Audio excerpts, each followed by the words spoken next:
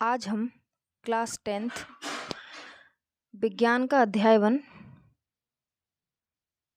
जो रसायन विज्ञान का पार्ट है, रासायनिक अभिक्रियाएं एवं समीकरण को पढ़ेंगे। उसमें जो सबसे पहला टॉपिक है वो है रासायनिक अभिक्रिया।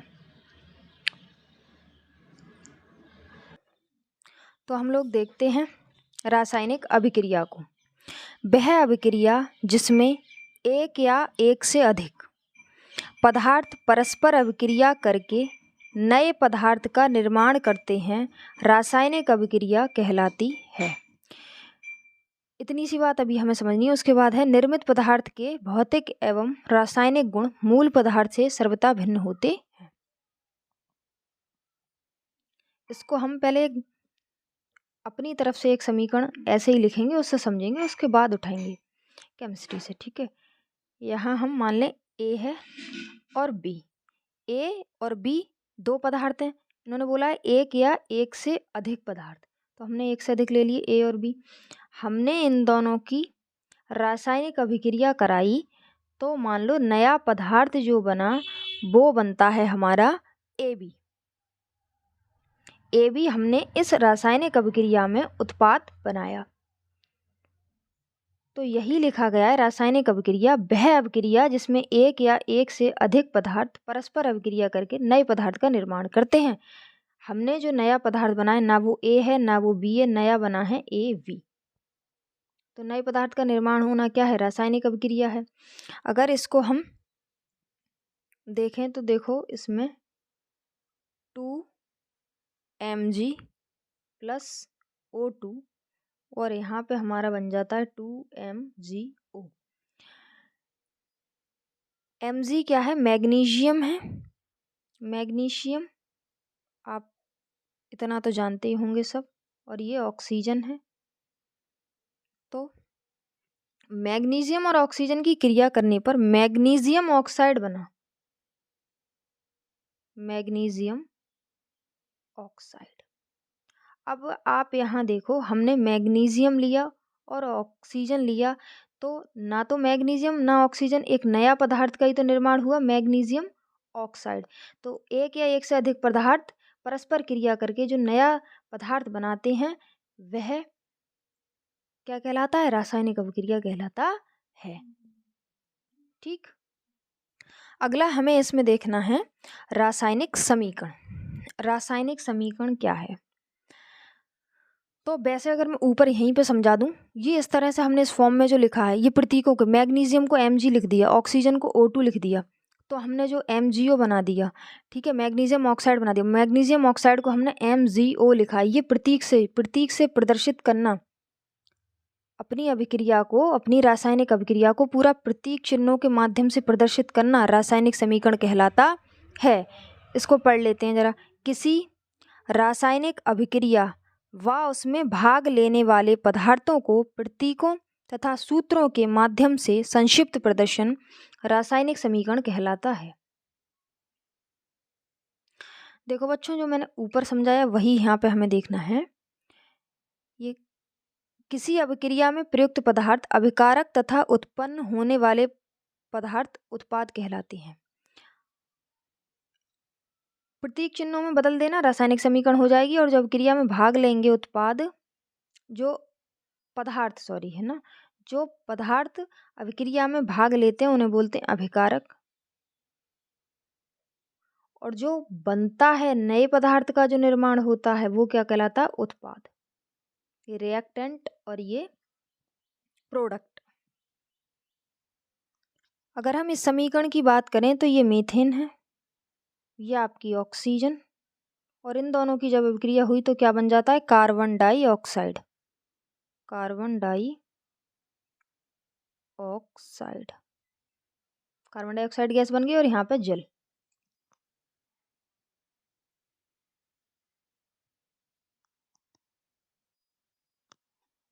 ये जी नहीं होगा।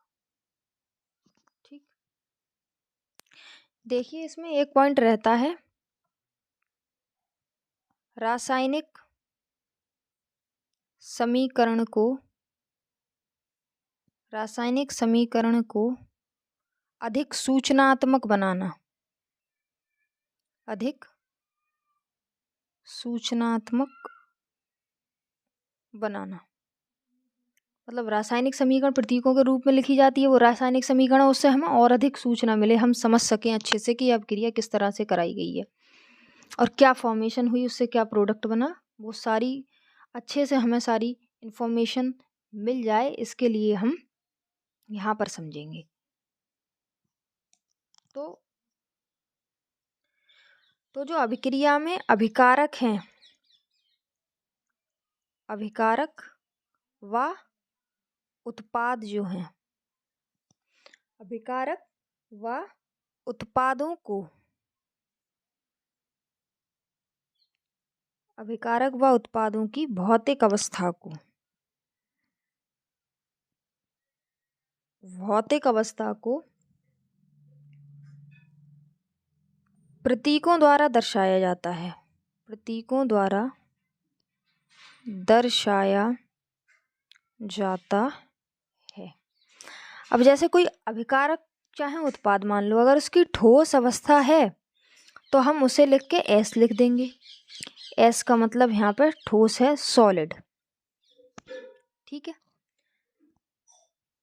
यदि उसकी द्रव अवस्था है तो हम उसमें एल ऐसे करके बना देंगे, इसका मतलब है लिक्विड फॉर्म है उसकी। यदि वो गैसीय अवस्था में है तो गैसीय अवस्था को हम जी से, इससे क्योंकि गैस बनता है, जी से हम ब्रैकेट में इसको दिखा देंगे। और यदि किसी का जलीय विलयन है तो उसको ए और क्यू से, ए क्यू का मतलब है एक्वा सॉल्यूशन।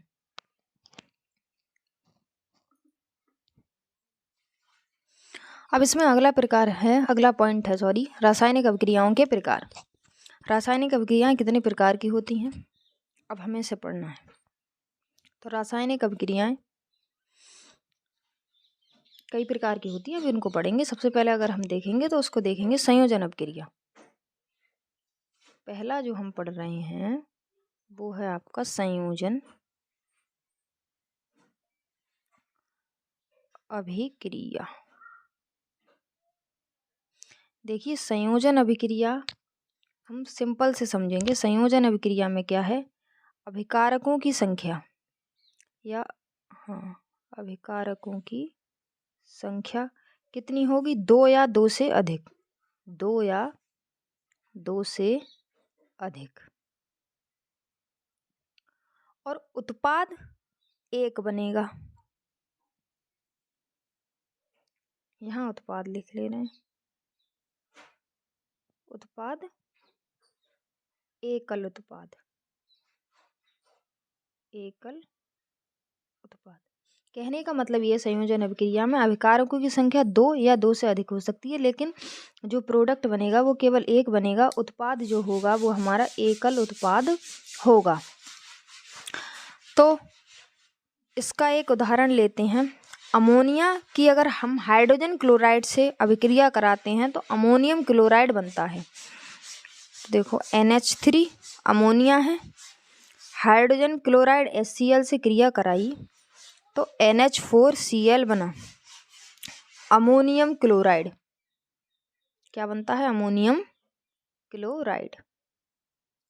तो अभिकारकों की संख्या देखो कितनी है, दो है। उनने भी यही बोला है, दो या दो से अधिक भी हो सकती है, तो दो है। और जो उत्पाद बना हमारा वो एक बना, एकल उत्पाद है ये। तो इस तरह की अभिक्रिया हमारी क्या कहलाती है, संयोजन अभिक्रिया कहलाती है।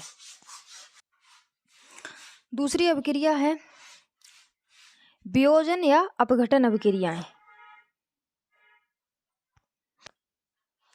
तो जो वियोजन या अपघटन होगा हमारा, इसमें जो अभिक्रिया है वियोजन या अपघटन अभिक्रिया, ये तीन प्रकार की होंगी। मतलब किसी पदार्थ का वियोजन अपघटन तीन प्रकार से हो सकता है। कुछ पदार्थों का किसी प्रकार से होगा, कुछ का किसी और तरह से, कुछ मतलब तीन तरह से सबका होता है। अब वो तीन प्रकार कौन कौन से हैं, एक रहता है हमारा ऊष्मीय वियोजन।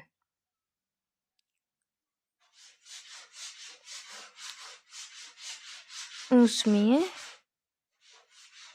वियोजन। अगला रहता है ऊष्मीय वियोजन के बाद हमारा या ऊष्मीय वियोजन या ऊष्मीय अपघटन।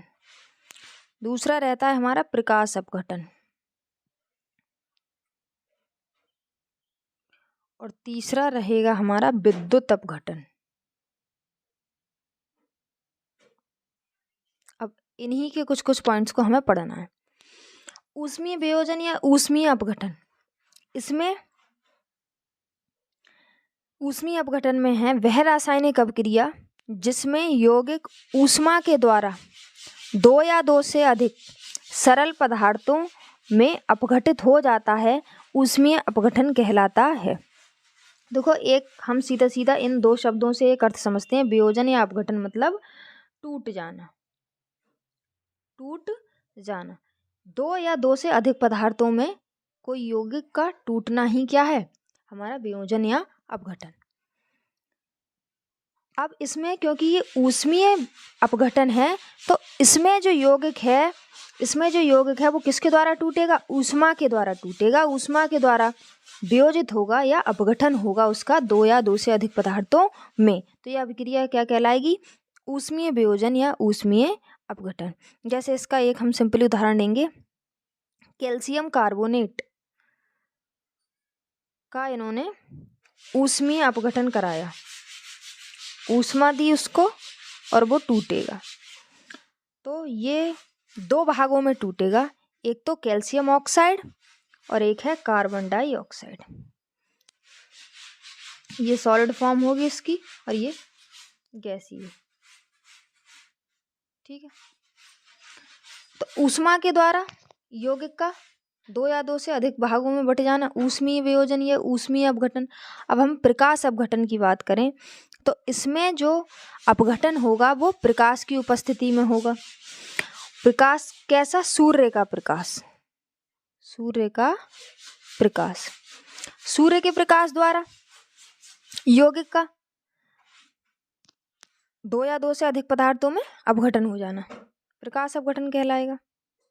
अगर हम सिल्वर क्लोराइड को देखें, इसका एग्जाम्पल सिल्वर क्लोराइड का सूर्य का प्रकाश दिया, इसका सूर्य के प्रकाश से हमने क्या कराया, अपघटन। तो ये दो भागों में विभाजित होगी, एक तो हमारा होगा सिल्वर और एक हमारा यहाँ निकल कर आ जाएगा क्लोराइड।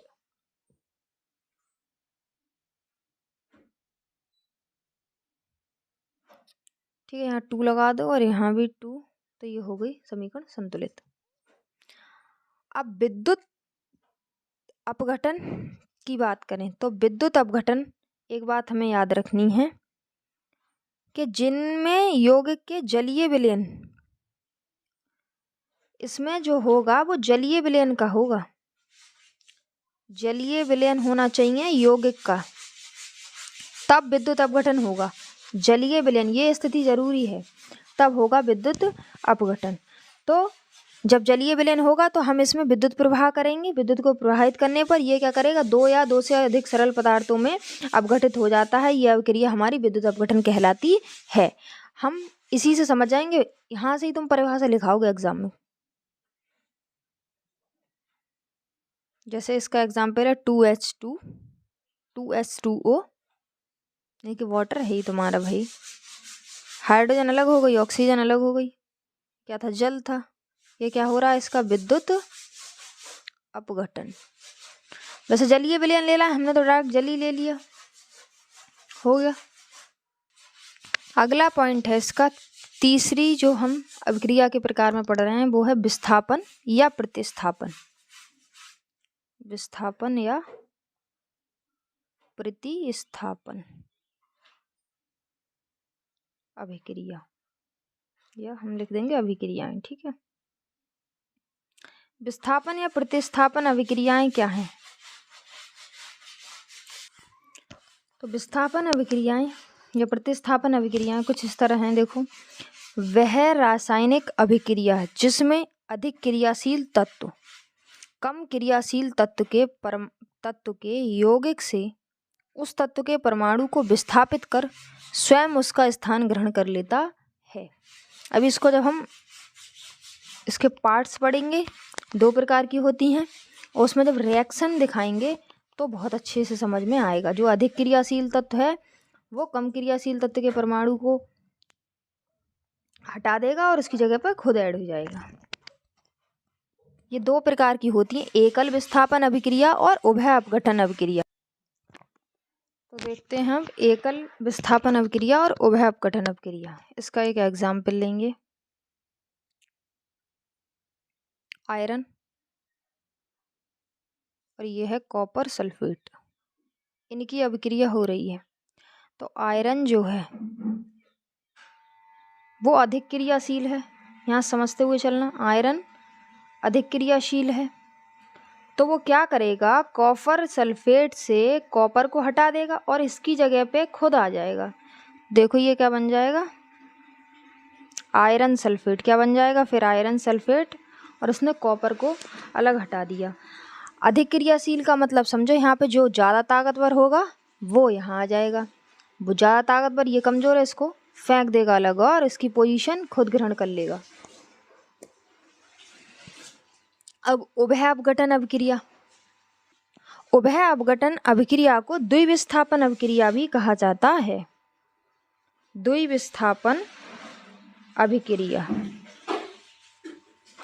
यहाँ आप देखें, हमने देखा कि विस्थापन केवल एक ही जगह पे हुआ। देखो FeCu की जगह पर आ गया FeSO4।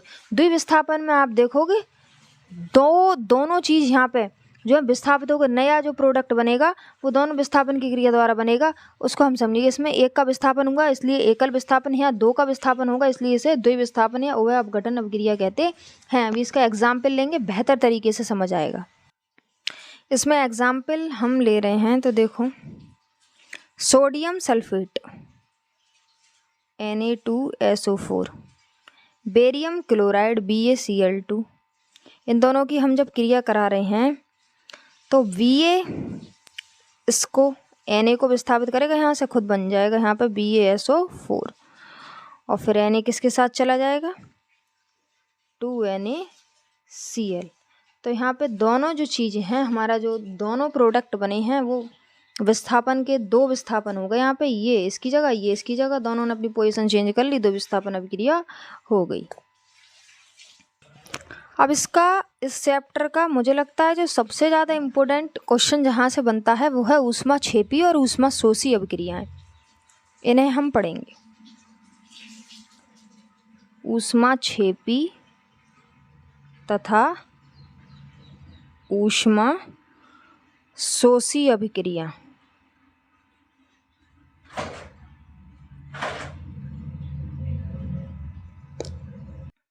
ऊष्माक्षेपी अभिक्रिया की अगर हम बात करें, यहाँ समझ लेते हैं ऊष्माक्षेपी, इसमें ऊष्मा जो है मुक्त होगी, ऊष्मा निकलेगी। ऊष्माशोषी, इसमें ऊष्मा का शोषण होगा। ऊष्माक्षेपी अभिक्रिया को देखो, इसमें क्या है, ऊष्मा मुक्त होती है, पहला पॉइंट है इसका, इसमें ऊष्मा मुक्त होती है, इसमें ऊष्मा मुक्त होती है, और जितनी ऊष्मा मुक्त होगी उसे उत्पाद की ओर धन चिन्ह के साथ दर्शाया जाता है। जितनी ऊष्मा इस अभिक्रिया में मुक्त होगी उसको उत्पाद की साइड प्लस का चिन्ह लिख के जितनी निकलेगी उसे दर्शा देंगे। इसका एग्जाम्पल देखो, CO2, ये बन गया CO2, और ऊष्मा मुक्त हो गई तुम्हारी 94 किलो कैलोरी, ये किलो कैलोरी है, ठीक। ये है ग्रेफाइट, कार्बन का प्ररूप ग्रेफाइट। तो C+O2 CO2 यानी कि कार्बन डाइऑक्साइड गैस बनी और 94 किलो कैलोरी हमारी ऊष्मा निकल गई। तो ऊष्माक्षेपी अभिक्रिया है, यानी कि इसमें ऊष्मा होगी मुक्त। बस इन 2 पॉइंटों को ध्यान रखना है और यहाँ से ये कॉन्सेप्ट क्लियर।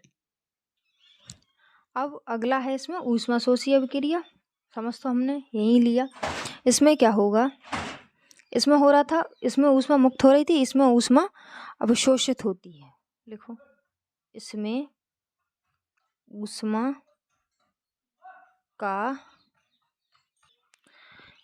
ऊष्मा का अवशोषण होता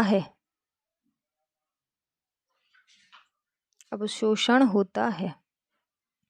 और इसे भी उत्पाद की ओर ऋण चिन्ह के साथ दर्शाया जाता है।